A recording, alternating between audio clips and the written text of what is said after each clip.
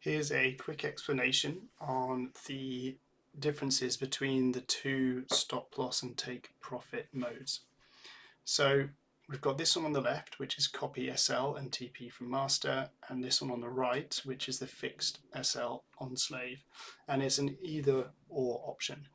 Now the one on the left is recommended for situations where you've actually used the identical broker. So say Darwinex demo to Darwinex demo, and there are reasons for this. So specifically, when you copy the stop loss over directly, you're going to copy at that price and then with a refinement. And there's two issues with that. The first one is if you're using different brokers, you're likely to have different prices on those brokers. So already there's going to be a discrepancy between where your stop loss is going to be placed. Also, if you're using different symbols, every symbol has different calculations based on pips. So your stop loss will be a certain value on one symbol with the number of pips and a different value on other symbols. So in terms of what that looks practically,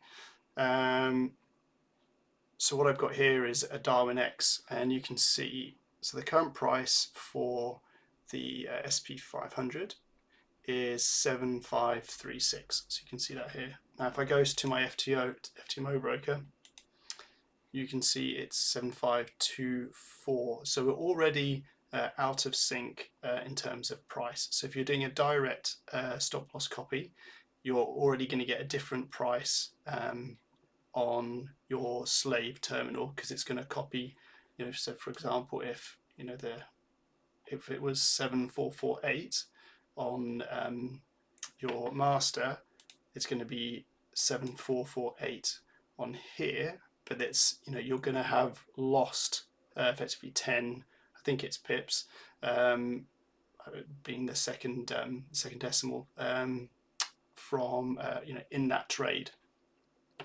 And then, so secondly, between different symbols. So an indices has a very different value at a pip level compared to Forex. So if you're using the pip difference to sort of move the stop loss, it's going to change across the different symbol types. So the way that this second option here works is it will create an exact price, an exact stop loss level on your slave directly. So as mentioned here, so the copier engine will always close trades if the TP or SL is hit on the master. So with the master trading, so for example, this is my portfolio. It's trading all of these strategies. If any of these strategies hit their stop loss and close that trade, that will always be copied and replicated on the slave, regardless if you have copy SL enabled. It just replicates whether that trade is open or closed. So what the second option there is for is to set a precise stop loss. So you can see on this one I've got a precise stop loss set of -1050, and you can see that in this one here.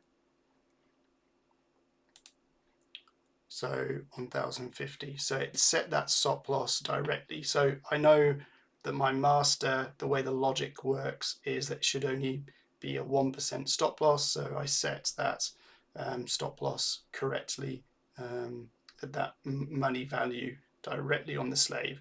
I say it's more there as a precaution in case well, for two reasons. One, some prop firms require you to have a stop loss always present, so it means you will always have a stop loss present on your account. And two, for whatever reason, if the copy doesn't get processed over from the master to the slave, you've always got that there just in case as a backup, and will close the trade out if that for whatever reason that close doesn't come through.